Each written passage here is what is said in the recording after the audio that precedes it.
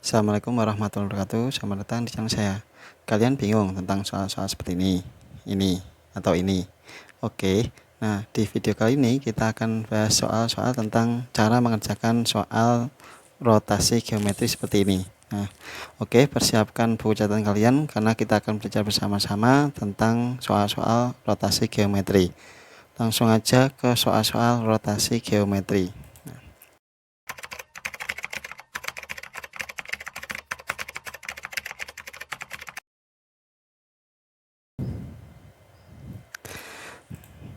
Nah, sebelum masuk ke soal, kita harus paham dulu tentang pengertian rotasi. Rotasi adalah transformasi yang memindahkan titik-titik dengan cara memutar titik tersebut sejauh berapapun derajatnya, ya. Di sini membahasnya tentang derajat. Kenapa? Karena materinya tentang rotasi. Oke. Nah, untuk gambarannya seperti ini. Ini kan bangun segitiga, ya toh? Ini awalnya kalau kita rotasi itu akan bentuk seperti ini. Nah, ini rotasinya itu ke sini, memutar. Di sini adalah titik tumpunya, ini awalnya, terus ini hasil bayangannya atau memutar ke sini, diputar gitu. Nah, untuk itu sebelum masuk ke soal-soal, kalian harus paham dulu tentang pengertian rotasi sama rumus-rumusnya. Nah, di sini ada rumus-rumus rotasi. Nah, ini adalah rumusnya. Rotasi terhadap 90 derajat yaitu kita balik aja XY jadinya min Y, X dibalik lalu depannya dikasih min. Kalau min 90 derajat itu maksudnya adalah 90 derajat tapi searah jarum jam, ya, atau 270 derajat. Itu dibalik tapi yang belakang dikasih min dan seterusnya. Ini rumusnya.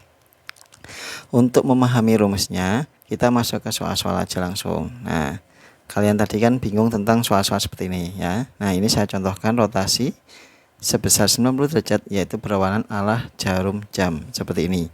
Di segitiga ABC dengan koordinat A, B sama C ini dirotasikan sebesar 90 derajat berlawanan arah jarum jam. Kalau berlawanan arah jarum jam itu biasanya 90 derajatnya positif. Tapi kalau searah jarum jam itu biasanya 90-nya negatif, ya. Ini. Nah, cara ngerjakannya tadi yaitu rumusnya kalau dirotasi terhadap 90 derajat itu dibalik tapi yang depan dikasih min. Berarti kalau soalnya 1,2 yang A itu kalau kita rotasikan jadi jawabannya min 2,1, ya. Angkanya 2 ditaruh di depan, angka satunya ditaruh di belakang seperti ini, lalu depannya dikasih min. Terus B itu kalau kita rotasi jawabannya yaitu ini min 5,3. Terus kalau yang C kita balik jadinya min 1,4. Nah, kalau sudah ketemu semua bayangannya, kita bentuk atau gambar itu seperti ini. Ini kita awalnya, yaitu A itu 1,2, B itu 3,5, ya toh. Terus C itu 4,1. Kalau kita rotasi itu hasilnya ini. Nah, ini kita putar ke sana. Nah, 90 derajat berlawanan arah jarum jam berarti ke sana. Nah, ini adalah bayangannya, ya. Caranya tadi tinggal dibalik lalu depannya dikasih min. Dari sini kan tidak ada. Untuk 90 derajat berlawanan arah jarum jam bisa, ya. Terus contoh yang kedua. Yang kedua itu rotasi sebesar min 90 derajat atau 90 derajat tapi searah jarum jam. Seperti ini contohnya. Diketahui jajar genjang KLMN dengan koordinat K, L, M sama N itu dirotasikan sebesar 90 derajat searah jarum jam. Kalau searah berarti pakai rumus min 90, ya. Dengan rotasi pusatnya di titik 0,0. Nah, tentukan koordinat bayangannya. Nah, jadi kalau min 90 derajat itu rumusnya yaitu dibalik tapi depan belakangnya dikasih min kayak ini.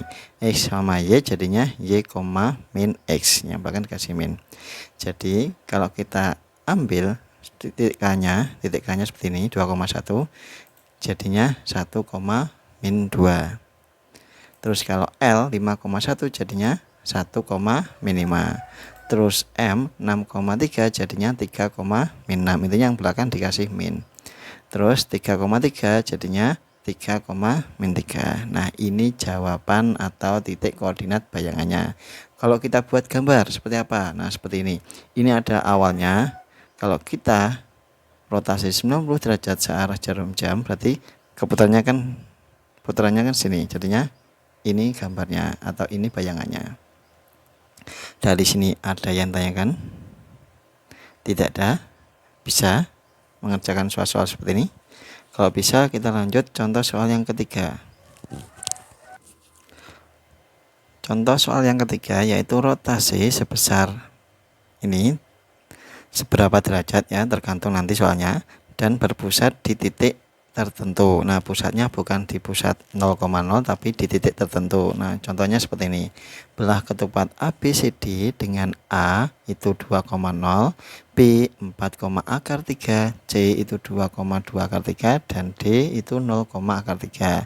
Jika belah ketupat tersebut dirotasikan 60 derajat dengan titik pusatnya di A, berarti di sini, tentukan bayangan titik B-nya. Nah, yang kita cari hanya B-nya saja. Nah, rumusnya kalau terhadap rotasi sebesar ini derajat, nah berapa? Yaitu 60 derajat, itu rumusnya adalah pakai rumus yang paling bawah tadi.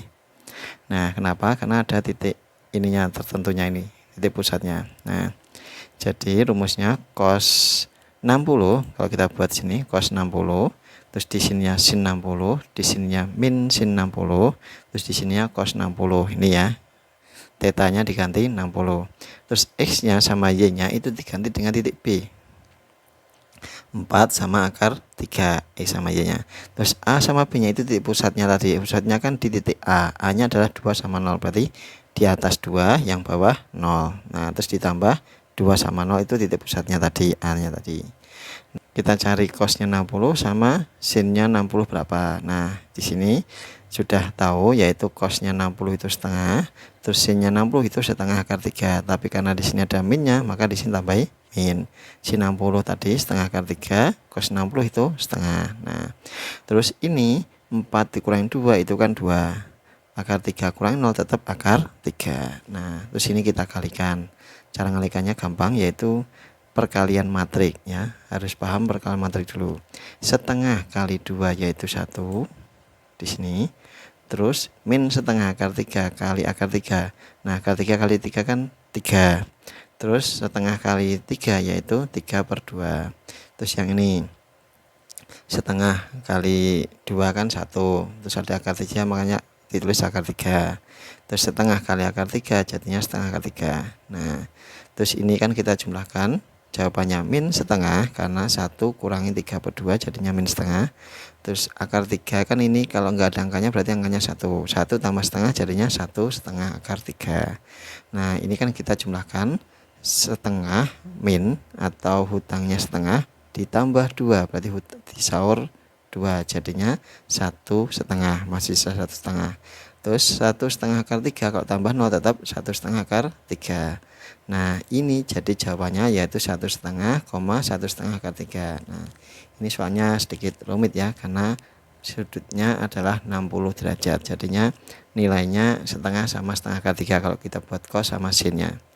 Nah, untuk lebih pahamnya kita lanjut ke latihan soal aja biar lebih paham. Nah, ada latihan soal sebanyak 3, silahkan dikerjakan soal nomor 1 sampai 3 ini.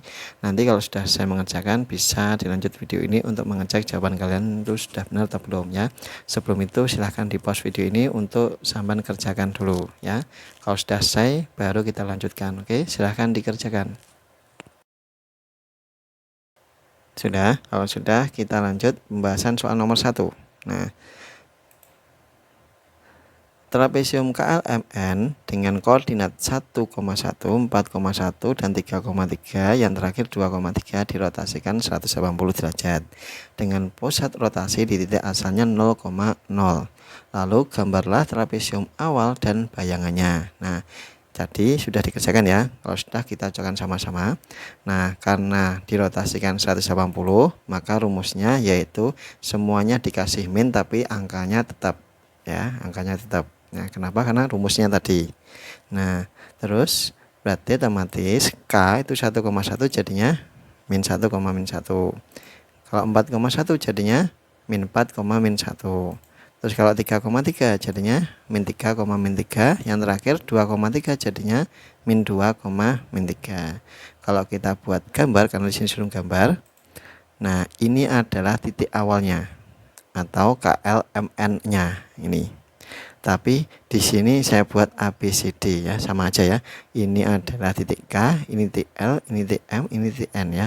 Maaf ya, ini saya buat ABCD ya. Terus bayangannya yaitu di sini. Nah, ini dirotasi sebanyak 180. Nah, gimana? Benar jawaban kalian? Kalau benar kita lanjut nomor 2.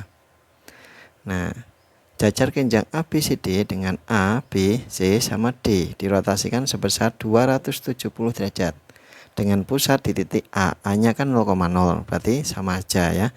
Berarti 270 itu sama aja min 90 derajat ya. Jadinya rotasinya yaitu dibalik, lalu di belakangnya itu dikasih min. Jadi 0,0 tetap 0,0. Terus 4,0 jadinya 0, min 4, yang belakang dikasih min. Terus 5,2 jadinya 2, min 5. Terus 1,2 jadinya 2, min 1. Nah, dari sini nanti kan kalau kita buat gambar bentuknya jadinya seperti ini awalnya. Terus ini bayangannya ya. Ini diputar sebanyak 270. Dari sini nanti kan. Kalau tidak ada kita lanjut soal nomor 3. Soal nomor 3, nah kita lanjut soal nomor 3 ini ya. Nah, segitiga PQR dengan P, Q sama R dirotasikan sebanyak 180 dengan pusat rotasi di titik R. R itu berarti di sini ya.